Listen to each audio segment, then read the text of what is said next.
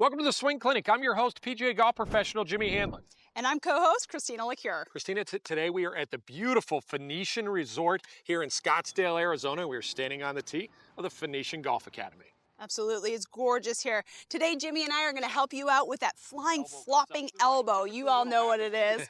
We're also going to help you get in that perfect impact position to hit those irons flush. And when you have that 50-yard chip shot, normally what I see people do is they pull it left all the time. I'm going to give you a tip to fix that. And a very special guest that has a great tip about the grip, Director of Instruction here, Michael Lamont.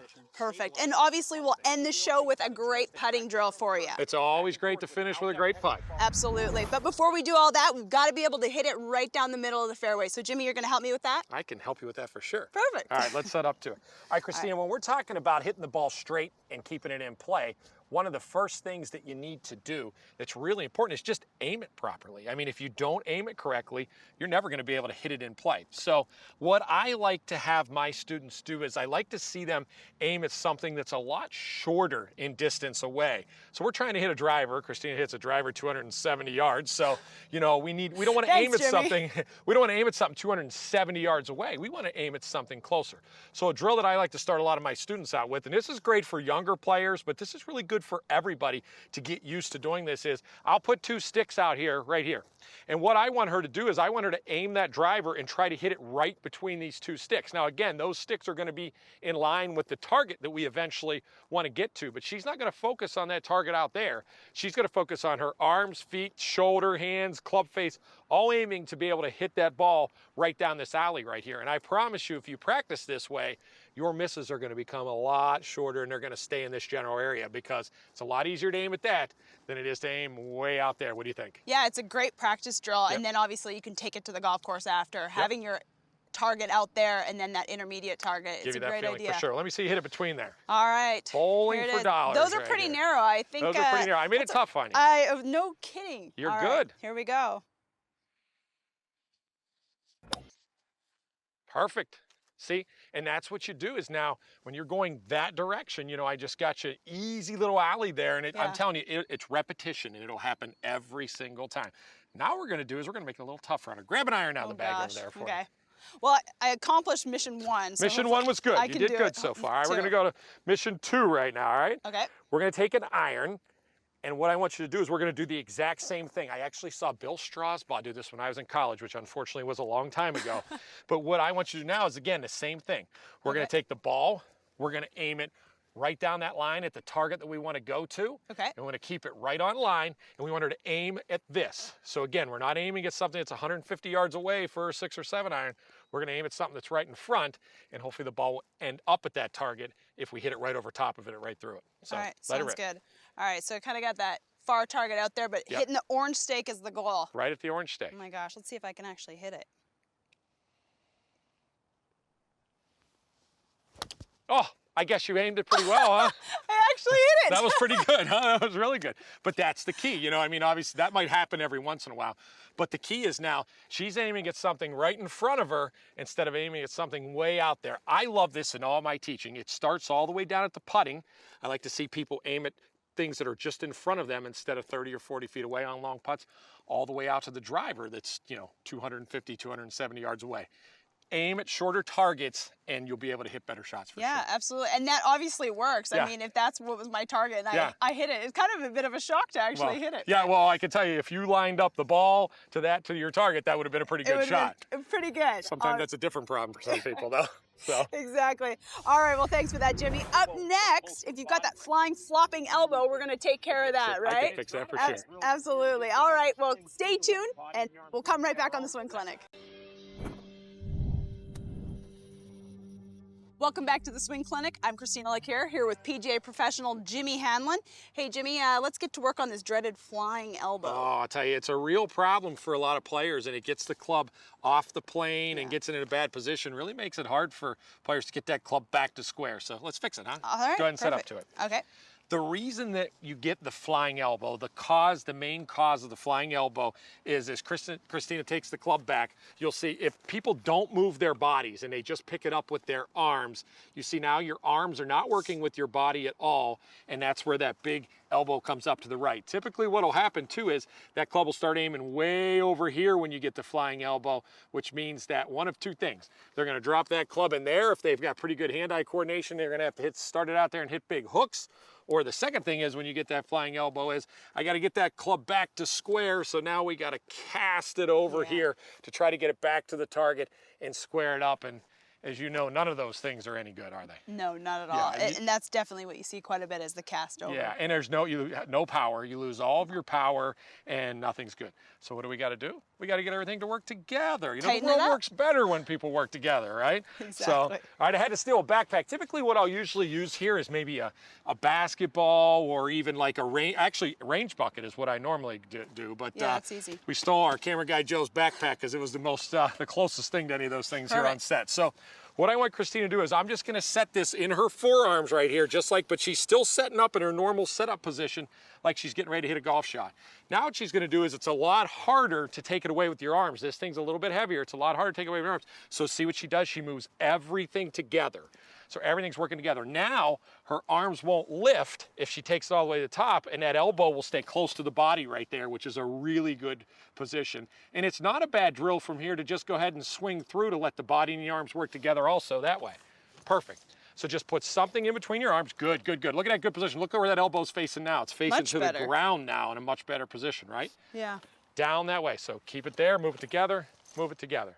So if you do get that flying elbow, just put something in between your arms, make sure the body and the arms working together, and that'll allow you to stop lifting those arms. Now there's still gonna be a little bit of an arm lift in the golf swing. You're gonna move everything together till you get probably to about, go ahead and start this position right here, and then you're still, even if I take this out, you're still gonna feel those arms to get you to the top lift a little bit, but it won't be anything like it would be, with the elbow way out. From that standpoint. So now we're gonna put a golf club in your hands and try to get that same feeling. Okay, perfect.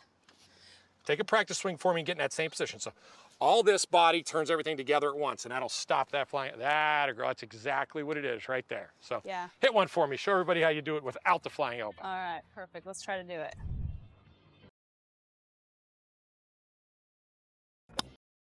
Oh, how good is that, huh? Feels pretty good. All right, so we got you good at the top. No more flying elbow. We're not in trouble. Now, next, when we come back, I'm going to get you in a good impact position. So good at the top, good down here.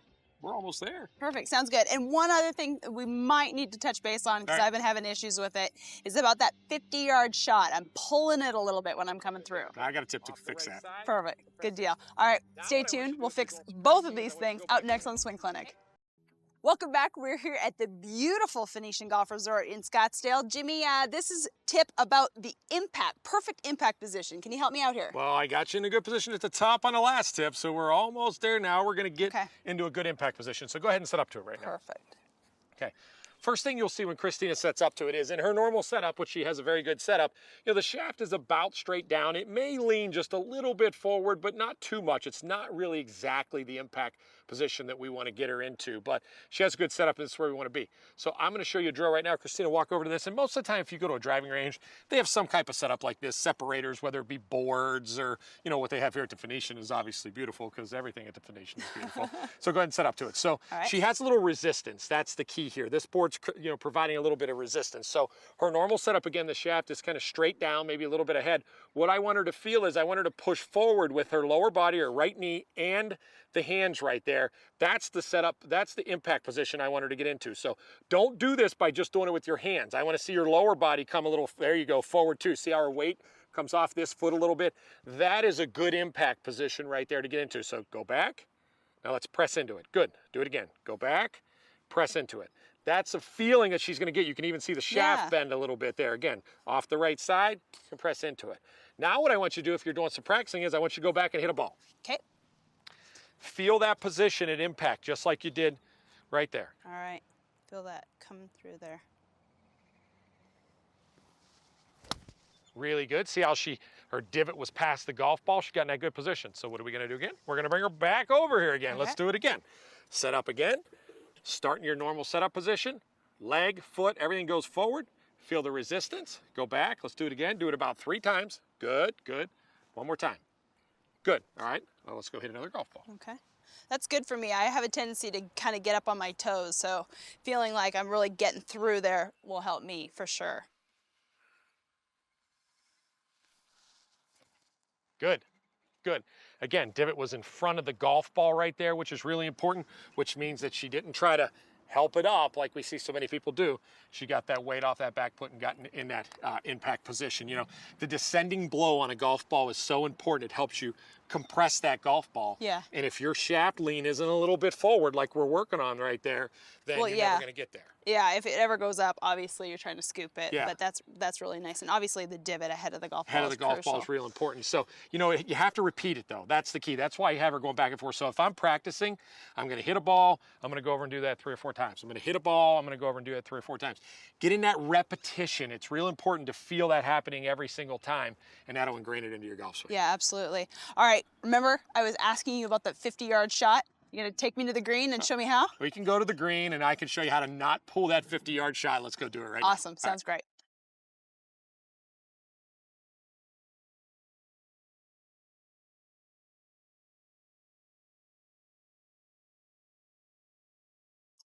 All right, Jimmy, so here it is, the 40 to 50-yard shot that I have a tendency to pull. I think you're one of a million people in the United States that pull this shot. And it's very easy, honestly, to pull this shot, Christina, because, you know, if you don't use your wedge properly, you don't use the bounce properly, then what happens is it digs and it pulls. So we're going to set you up, give you a little idea how to use that bounce a little more properly, a little easier, and you're not going to pull them anymore. Perfect. In fact, you might knock this in.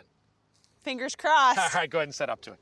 Again, so we'll show you what I typically see, and what gets us in trouble is, normally what I see is the ball too far back in people's stance. You don't want it way back in your stance for this 50-yard shot, because what happens when the ball's back in your stance is your hands get too far ahead of it also. Where does that set that wedge up? That sets that wedge up as a digger. We don't want this wedge to be a digger right now. Okay. Also, when our hands get too far up and we loft it, and you know what typically happens is we try to help that golf ball up in the air, so we fall back. So what happens when we fall back? That club face closes up and that ball goes left. And I'm pretty sure that's probably what's happening with you right now. Okay. Is that if you get not enough loft, you fall backwards, you try to help it up, and you pull that shot. So we don't want to do it. So number 1, set up. Let's get good ball position. Okay. Let's have that thing right in the middle. That's really important to have it right in the middle. Okay. Good. Secondly is, you know, we really want to make sure that we're moving towards the target, not away from the target. Exactly. Okay, that's really important. So we got the ball position good.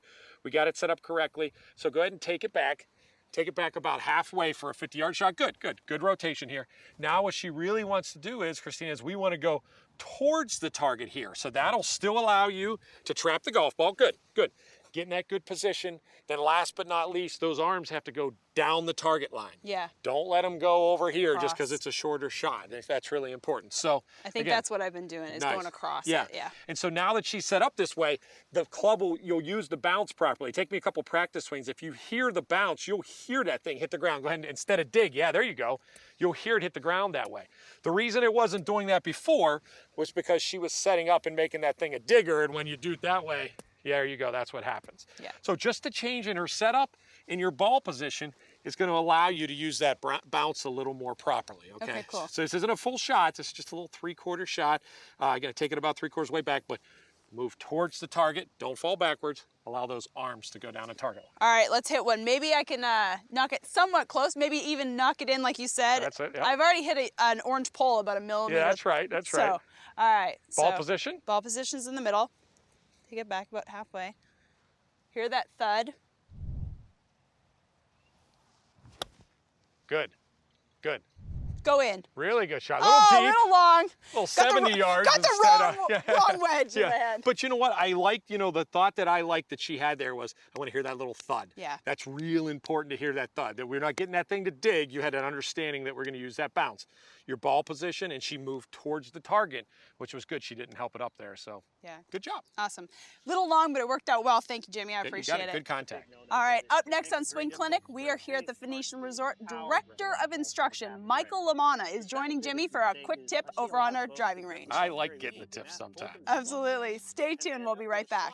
Welcome back to the Swing Clinic, and we are very excited to have as a special guest today, Director of Instruction here at the Phoenician Golf Academy, Michael Lamanna. Michael, thanks for joining us. Thank you, Jimmy. It's a pleasure. Absolutely. All right, we're going to talk a little bit about the grip and how the grip affects the club face, which eventually affects how that golf ball flies, doesn't it? Yeah, unfortunately, most folks, when they first start playing golf, they give no real thought to how they're gripping the golf club. And they don't realize that the grip is how you control the club face. Now, this club face, of course, when you strike a golf ball, the club face is either going to be square, open, or closed at impact. And your grip influences those positions. This club was not designed as well, say, as a tennis racket, where the handle comes straight out of the center of the club. Right. It's actually attached on the heel, and it gives it an unbalanced nature. So when you grip your golf club, you have to assume a grip position that stabilizes that club face and makes it square. So here's a couple of tips for you. I put dots on my glove. This is where the club should actually be contacted. So you're going to set the club on these dots. You're going to rotate the club face, or the thumb, so that the left thumb is sitting at about 1 o'clock. 12 o'clock is the center of the shaft. And you'll notice that the thumb and forefinger form a V. We'd like to see that V point somewhere between your right ear and your right shoulder so that that face can be squared. Where do you see most of your students that have the problem if you open up your hand? Where do they typically grip it? Well, first of all, they hold it in their palm. Yeah. And that's a big no-no because it makes it very difficult to square the face. It's hard to create any power. Just Right. a lot of bad things happen Right. there. The second biggest mistake is I see a lot of folks who grip the club very weak, and that opens the club face, and they end up with a slice, and they try and correct it by other means other than changing their grip, and it gets worse. So I'm guessing that's what the clock down here is for right here, 1 That's o'clock, exactly huh? right. Yep. If you position that at 1, get this V somewhere between the right shoulder and right ear for the right-handed golfer, Right. then you got a chance to square that club face up. Yep. Another error that I see is a grip that's way too strong, and that closes the club face, Right. and that creates a hook. So a neutral grip, there's really no downside to it. When the face is square, you hit it further and you hit it straighter. Well, and I think what people don't understand, Michael, is that you can make a perfect golf swing with a bad grip. It's going to be a bad golf shot, isn't it? It is. Yeah. It is. The club face rules. Yeah, it does rule. And like you said, bad grips not only, he talked about it a little bit, bad grips don't only cause the club face to be too shut or too closed, but you lose speed if it's not in the right part of your Absolutely. hand too, Absolutely. isn't it? So, all right, well, let's see you get that club face square, stand up over that golf ball and square one out there for me, huh? Sure. I've only been practicing this for 50 years. That's a square club face right there. When the golf ball flies that straight, that means that grip's pretty good. Huh? You've been working on that grip for a while, huh? 50 years. That should be good by then. All right, tempo. I know we always talk about tempo in the golf swing. I'm going to teach you a little bit about tempo in your putting stroke. It's real important. Stick around for more of the Swing Clinic.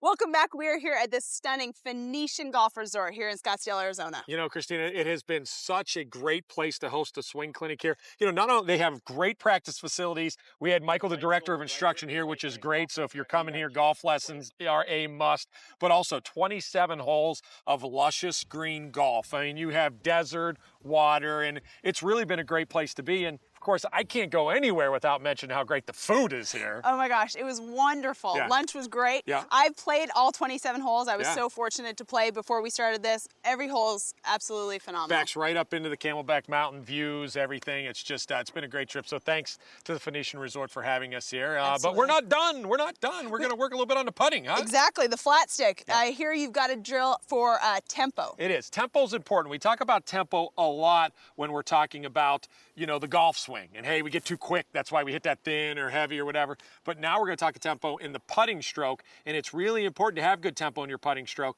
to be able to hit good solid putts. So let's set up to it. I got a drill. It's a tough one though. I made it tough for you. It's the last tip of the day, all right? Okay. So we're going to put the ball down here. I want you to take some practice swings first. So I got a penny. My trusty penny. I didn't trust her with anything more than a penny, actually. So I have a penny. So we're going to put this penny on the back of your putter right here. And what I want you to do is I want you to be able to take putting strokes, take practice strokes first, back and forth without that penny falling off of your putter. Good, good, good. Now, what'll happen is if you get a little quick in the backswing, show them what happens. There you go, that penny will fall off. Just a little bit of a quick stroke, do it again, a little quick one, and that penny's gonna fall off. So if you keep a nice pace in your transition, which is really important in putting, the transition from back to forward, it'll be good. That pendulum type of stroke there that's nice and smooth, keeps the penny on it. Practice strokes are easy. Now let's go ahead and do it with the ball. You can do this drill with the ball there, put the penny on the back, good. Okay. Nice setup, good. Good transition, back and through. Really good, kept it on there. Super nice. Didn't hit it, but you know, the transition was really good. Her tempo was good from back to forward, so that's really good. The other thing that I'll typically see, and I want you to be very careful with this too, and sometimes this will, you know, influence your tempo and your transition, is setup. It's really important in putting, no matter how your grip is, and there's all kind of different grips, as you know, your forearms need to work together. They need to be working side by side. I see way too many people with their arm out here and this other forearm over here. That'll allow your arms to get too far from your body. You won't use your upper body within your stroke and you move together. So forearms being back to back, just like you're praying, okay? We're gonna pray as we're getting ready. And making sure pray this goes in. But as you're praying, make sure your forearms are together, okay? Forearms evenly working together, and that'll help your stroke a lot.